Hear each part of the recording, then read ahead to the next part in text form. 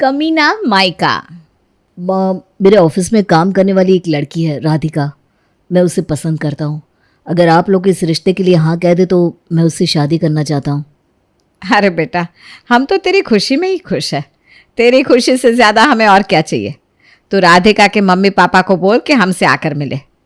कनिष्क जाकर राधिका को माँ की रजामंदी के बारे में बताता है और उसी रविवार को राधिका अपने पेरेंट्स को कनिष्क के घर रिश्ते की बात करने के लिए भेज देती है। कनिष्क के पेरेंट्स से मिलने के बाद राधिका के मम्मी पापा अपने घर पहुंचते हैं। अरे बेटा, क्या देखकर पसंद किया तुमने उस लड़के को? हमें तो कुछ समझ में नहीं आया। अरे कैसे एडजस्ट करेगी तू उस घर में जाकर? और सबसे बड़ी बात, उसके पेरेंट्स भी उसके साथ ही रहते हैं। सोच ले तू, सारी जिंदगी सास ससुर की सेवा करते करते बीत जाएगी तेरी। और मुझे ना कनिष्क वैसा लड़का लगता भी नहीं जो अपने माता पिता से अलग होकर तेरे साथ कभी अपनी अलग दुनिया बसा पाएगा। अरे मम्मी, आप क्यों टेंशन लेते हो? शादी से पहले ना सब लड़के अपने पेरेंट्स के साथ रहते हैं। एक बार शादी हो जाने दो, इसके बाद हमारी अपनी अलग दुनिया होगी जिसमें उसके पेरेंट्स के लिए कोई जगह नहीं होगी। और मुझे ना वैसे भी अपनी लाइफ में प्रॉब्लम्स नहीं चाहिए। मैं सुकून से अपनी ज़िंदगी जीना चाहती हूँ। बेटा एक बार सोच ले, कनिष्क चाहे जितना भी अच्छा लड़का हो लेकिन फाइनेंशियली बहुत वीक है। ना तो उसके पेरेंट्स के पास कोई प्रॉपर्टी है, ना ही बिजनेस, ना ही लंबा चौड़ा बैंक बैलेंस। तू सोच समझ के इस लड़के से शादी करना। इस शादी से तुझे कुछ नहीं मिलने वाला। अरे मम्मी, कनिष्क तो है ना, वो तो मुझसे प्यार करता है। और जब खजाने की चाबी मेरे पास है तो खजाना मिलने में कौन सी देर लगने वाली है। सब मैनेज हो जाएगा। और वैसे भी ना आजकल के लड़के बहुत तेज़ और फॉरवर्ड होने लगे। कनिष्क जैसा सीधा साधा लड़का ढूंढ पाना वैसे भी आज की दुनिया में बहुत मुश्किल है। मेरे लिए तो यही ठीक है। आप बस शादी की तैयारी करो, बाकी तो जो होगा देखा जाएगा। जल्दी ही शादी करके राधिका कनिष्क के घर पहुंच जाती है। शादी तो राधिका ने कर ली थी, लेकिन उसके छोटे से 2 कमरे के मकान में गुजारा करना और सास ससुर के साथ रहना राधिका के लिए बहुत मुश्किल हो रहा था। अरे मम्मी, मेरा तो मूड ही ख़राब हो गया है। कनिष्क का घर तो शुरू होने से पहले ही ख़त्म हो जाता है। कोई प्राइवेसी नहीं है इस घर में। कमरे से बाहर निकलो तो सामने ही सास ससुर नजर आ जाते हैं। ऐसा लगता है 24 घंटे सीसीटीवी कैमरा लगाओ मेरे सिर पर। जोर से सांस भी ले लो ना तो वो भी सास को पता चल जाता है। शादी से पहले तुझे यही बात समझा रही थी ना मैं, तब तो तुझे बस कनिष्क कनिष्क नजर आ रहा था। तब माँ की बातें थोड़ी ना समझ में आ रही थी। अब भुगत। माँ, एक तो मैं आपको अपनी प्रॉब्लम बता रही हूँ, ऊपर से आप मुझे ही डांट रही हो। कोई सोल्यूशन तो बता दी नहीं हो। अब सॉल्यूशन तो यही हो सकता है ना कि उस मकान को बेचकर कहीं ढंग का मकान ले लो, जहाँ कम से कम सांस लेने भर की जगह हो। डिब्बे जितने घर में कहाँ गुजारा है तुम सबका। बल्कि मैं तो कहती हूँ तू कनिष्क से बात कर। तेरे सास ससुर तो यहाँ रह ही रहे, तुम दोनों कहीं और शिफ्ट हो जाओ। हाँ, ये अच्छा आइडिया दिया है मम्मी आपने। मैं धीरे धीरे कनिष्क के मन में ये बात डालने की कोशिश करती हूँ कि अब शादी के बाद हमें भी थोड़ी प्राइवेसी की ज़रूरत है। इतने छोटे मकान में हमारा गुजारा नहीं है, तो क्यों ना हम लोग कहीं पर फ्लैट लेकर उसमें शिफ्ट हो जाए। और अभी के लिए तो मैं यही बोल दूंगी कि हम कहीं आसपास ही शिफ्ट होंगे और मम्मी पापा जब चाहे तब हमारे यहाँ आ सकते हैं। मेरे ऐसा कहने से कनिष्क भी कंफर्टेबल हो जाएगा और शायद मेरे साथ फ्लैट लेकर बाहर रहने को तैयार भी हो जाएगा। बस मम्मी, और क्या चाहिए, मेरी तो लाइफ सेट हो जाएगी। अरे बेटा देख, किराए के चक्कर में तो तुम पड़ना ही मत। किराएदारों की ज़िंदगी भी कोई ज़िंदगी है। आज सामान लेकर इस घर में, कल को सामान लेकर उस घर में। देख, अच्छी खासी सैलरी है दामाद जी की। उसे बोल कि ईएमआई पर कोई फ्लैट बुक करा ले। बस एक बार कनिष्क ने फ्लैट ले लिया, उसके बाद लाइफ सेट है तेरी। अरे वाह मम्मी, क्या आइडिया दिया है आपने, मज़ा आ गया। राधिका धीरे धीरे घर के छोटे होने की और मकान को शिफ्ट करने की बातें कनिष्क के दिमाग में डालना शुरू कर देती है। देखो, मेरी दीदी है ना, वो कई दिन से हमारे यहाँ आने के लिए कह रही है, लेकिन मैंने तो उन्हें आने से ही मना कर दिया। अरे क्यों भाई, क्यों मना कर दिया तुमने अपनी दीदी को आने से? तुम्हें उनके आने से क्या दिक्कत है? अरे मुझे क्या दिक्कत होने लगी, मेरी दीदी है वो। लेकिन तुम्हें सोचकर बताओ, दीदी, जीजा जी, उनके 2 बच्चे अब इतनी दूर से आएंगे तो कुछ दिन रहेंगे, उनको हम कहाँ ठहराएंगे? हमारे घर में जगह ही कहाँ है? कुल मिलाकर 2 कमरे का मकान है।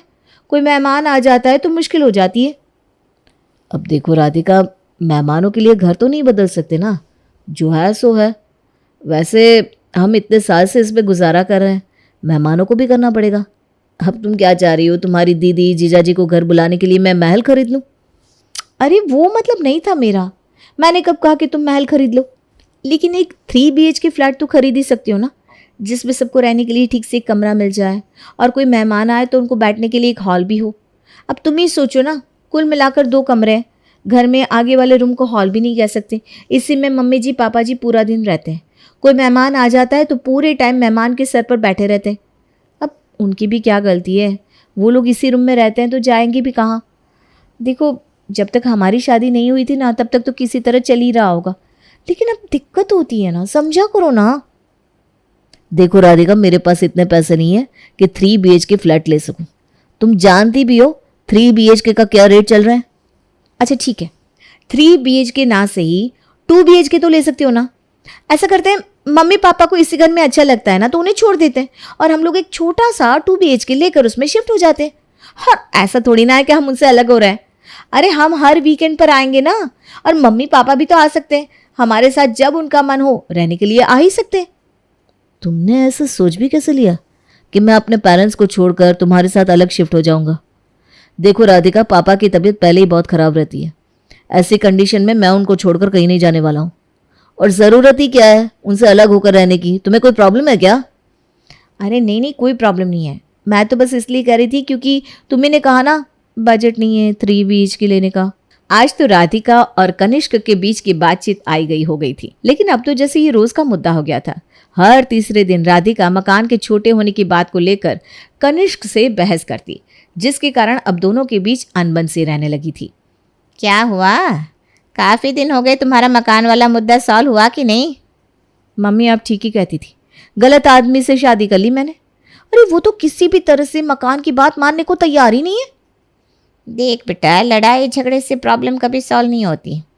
प्यार से इस मुद्दे को हल करने की कोशिश कर। और वैसे भी कहते हैं, एक बार बच्चे हो जाते हैं ना, तो पति पत्नी के रिश्ते की डोर पहले से कई गुना ज़्यादा मजबूत हो जाती है, और फिर आदमी अपने आप पत्नी की तरफ खींचा चला आता है। कुछ समझ रही है कि नहीं मैं क्या कहना चाह रही हूँ? हाँ माँ, सब समझ रही हूँ मैं। राधिका को माँ की दी सलाह बहुत अच्छी तरह समझ में आ गई थी, इसलिए अब वो बच्चे के बारे में प्लानिंग करने लगती है और जल्द ही राधिका अपने माँ बनने की खुशखबरी सुना देती है। जैसे ही राधिका की माँ बनने की खबर सामने आती है, परिवार में सभी की खुशी का ठिकाना नहीं रहता। राधिका की खातिरदारी करते करते जल्दी ही 9 महीने का समय बीत जाता है और राधिका एक बेटे को जन्म देती है। देखो कनिष्क, छोटे बच्चे के साथ पूरे परिवार और मम्मी पापा की देखभाल, इतना काम मुझसे अब नहीं हो पाएगा। और वैसे भी इस समय मुझे आराम की ज़रूरत है। मम्मी भी चाहती हैं कि कुछ समय मैं उनके पास आकर थोड़ा आराम करूं, इसलिए जब तक बच्चा बड़ा नहीं हो जाता मैं अपने मायके में ही रहूंगी। बेटे के जन्म के बाद राधिका अपने बच्चे को लेकर मायके चली जाती है और तकरीबन 2-3 साल का समय अपने मायके में ही गुजारती है। कनिष्क का बेटा अंश अब 3 साल का हो चुका था, इसलिए कनिष्क के कहने पर राधिका मायके से वापस अपने ससुराल में लौट आती है। अपने बेटे के साथ समय बिताकर कनिष्क बहुत खुश था। दादा दादी को भी मानो जीने का एक नया बहाना मिल गया था।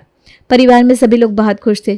सिर्फ एक राधिका ही थी जिसके मन में अभी भी ये बात रह रह कर चुभ रही थी कि उसे अभी तक उसी छोटे से 2 कमरे के मकान में रहना पड़ रहा है। लेकिन राधिका ने इस बार अपना तरीका बदल लिया था। माँ जी, मुझे नहीं पता कनिष्क ने आपको बताया है कि नहीं, लेकिन मैंने कई बार कहा है उनसे, हम इस मकान को छोड़कर कहीं और चलते हैं। मुझे गलत मत समझिए, लेकिन मैं बस इतना कहना चाहती हूँ कि अब हमारा परिवार बड़ा हो गया है। अब हमारे बड़े परिवार के लिए एक छोटे से मकान में गुजारा कर पाना मुश्किल है। हाँ बेटा, बात तो तेरी सही है। अच्छा तू परेशान मत हो, मैं बात करती हूँ उससे, देखते हैं अगर कुछ हल निकल पाए तो। बेटा बहू ठीक ही तो कह रही है, अब परिवार बड़ा हो गया है, इस छोटे से मकान में सबका गुजारा कहाँ होता है। तो ऐसा कर बेटा, कोई बड़ा मकान देख ले। मकान देखने को तो मैं देख लूँ माँ, लेकिन इतना पैसा कहाँ है? मकान यूं ही आ जाता है क्या? अरे अपना ये वाला मकान बेच देंगे, जो पैसा मिलेगा उसमें कुछ पैसा और डालकर ले लेते हैं एक मकान। तुम आधे पैसों का लोन करा लेना, आधा तो इस मकान को बेचने से मिलेगा ही, मिला जुला कर हो जाएगा। माँ के कहने पर कनिष्क एक फ्लैट देखता है। माँ, एक बहुत बड़ी खुशखबरी है। कनिष्क ने एक 2 मंजिला मकान देखा है। जल्दी ही इस मकान को बेचकर हम लोग नए मकान में शिफ्ट हो जाएंगे। अरे बेटा, तेरे सास ससुर भी तुम्हारे साथ ही शिफ्ट हो रहे हैं क्या? और नहीं तो क्या, वो कहाँ जाएंगे? और जब ये वाला मकान बेचकर दूसरा फ्लैट खरीदेंगे तो वो लोग जाएंगे कहाँ? वैसे भी कनिष्क अपने माँ बाप को छोड़कर कहीं जाने वाला नहीं है। चल, तेरे सास ससुर को तो बाद में देख लेंगे, पहले तू ये बता कि मकान किसके नाम पर ले रहे हो? अरे माँ, ये तो सोचा ही नहीं। लोन कनिष्क के नाम पर हो रहा है तो उसी के नाम पर लेंगे शायद। अरे बड़ी बेवकूफ़ है तू। तुझे पहले ही पता है कि तेरा पति माँ के पल्लू से बंधा रहने वाला आदमी है। कल को अगर उसकी माँ ने कह दिया कि तुझे घर से बाहर निकाल दो तो कहाँ जाएगी तू अपने बच्चों को लेकर? समझदारी दिखा, और ये नया वाला मकान ना मीठी बनकर अपने नाम पर करवा ले। और वैसे भी सरकार औरतों के नाम पर रजिस्ट्री में छूट देती है। पैसे बचाने के लिए कनिष्क तैयार भी हो जाएगा। एक बार तू मालकिन बन जा, फिर देख कैसे कनिष्क की माँ तेरे आगे पीछे दुम हिलाती है। मैं तो कहती हूँ ज़रूरत ही क्या है इतनी भीड़ भाड़ में रहने की। निकाल बाहर कर सास ससुर को और अपनी 2 मंजिला मकान में मज़े करना। माँ की बात मानकर राधिका नया मकान अपने नाम करवा लेती है। कुछ रुपए बचाने के लिए कनिष्क ने अपने माता पिता और अपने जीवन भर की पूंजी राधिका के हाथ में सौंप दी थी।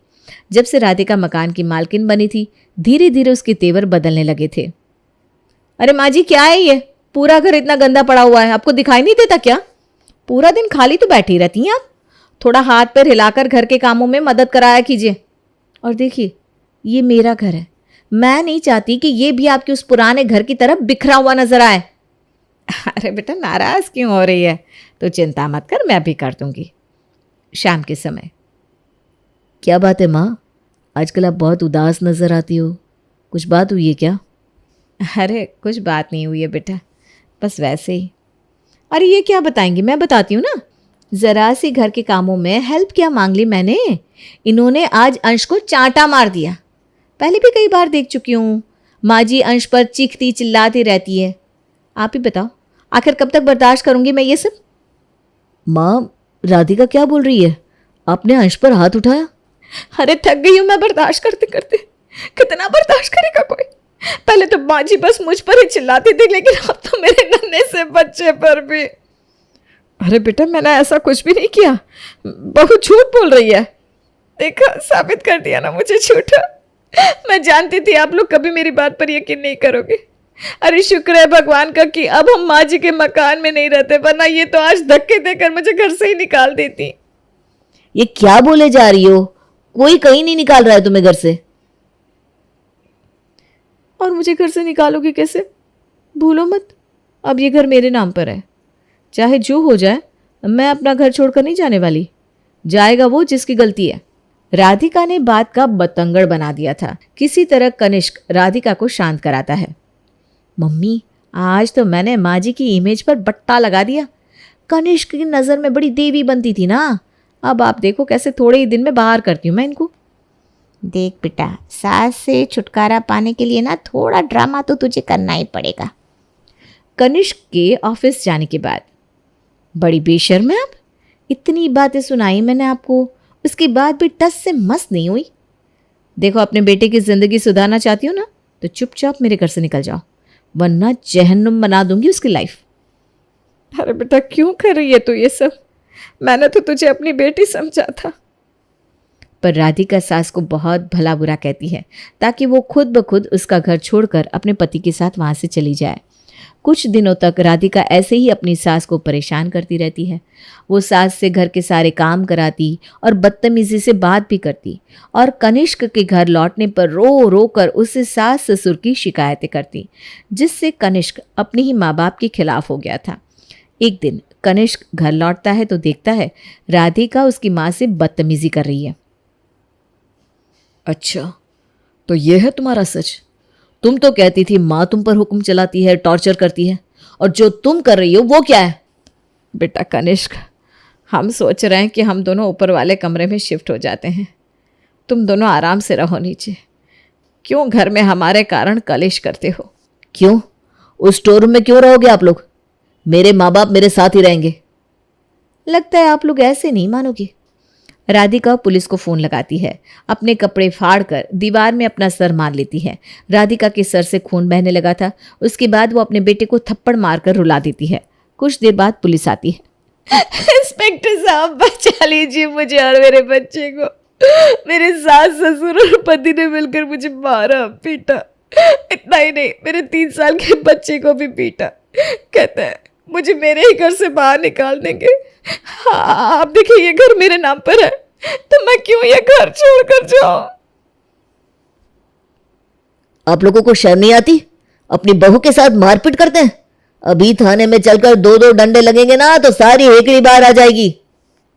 रहने दीजिए सर, हम बस इन लोगों को कहिए कि मुझसे दूर रहे। मैंने जेल नहीं भेजना चाहती। ऐसा है अंकल जी, आंटी जी और साहबजादे, तुम भी सुन लो।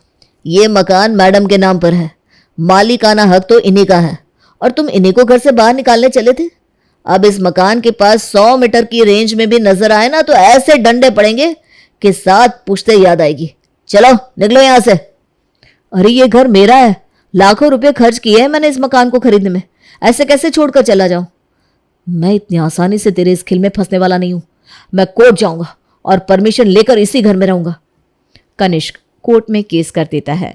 जज कनिष्क और उसके माता पिता को ऊपर के कमरे में अलग रहने की परमिशन दे देते हैं, लेकिन उन लोगों को सख्त हिदायत दी जाती है कि वो राधिका और उसके बेटे से दूर ही रहे।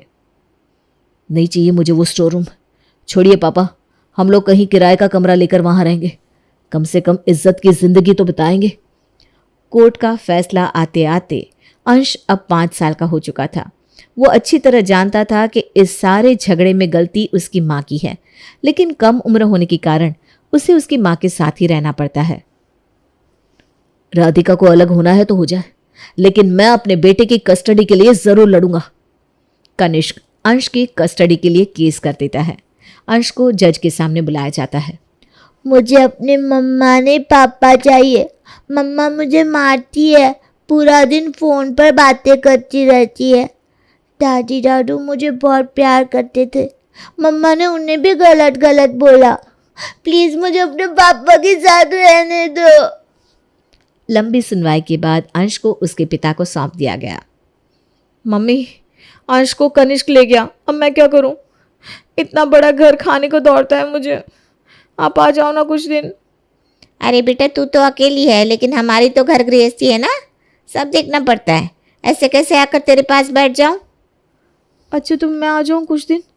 अरे बेटा देख, तेरे भाई के लिए ना लड़की देख रहे हैं। अब तू आकर इधर रहेगी तो उसके रिश्ते में प्रॉब्लम होगी। कितना परेशान थी तू सबसे, सब चले गए ना, अब रह ना आराम से। माँ, मेरे कारण भाई का रिश्ता बिगड़ जाएगा क्या? अरे अब तलाक लेकर बैठने से पहले सोचना चाहिए था ना ये सब तुझे। बेटा लाइफ बड़ी लंबी होती है, कब तक भागेगी उससे? अब तो तुझे अकेले ही बितानी है अपनी लाइफ। माँ की बातें सुनकर राधिका को गहरा धक्का लगा। उसने महसूस किया कि मकान को हथियाने के चक्कर में उसने अपना सब कुछ खो दिया है। आज उसके पास अपना कहलाने को कोई नहीं था, बस था तो वो 2 मंजिला मकान जिसके सन्नाटे से अब उसे डर लग रहा था।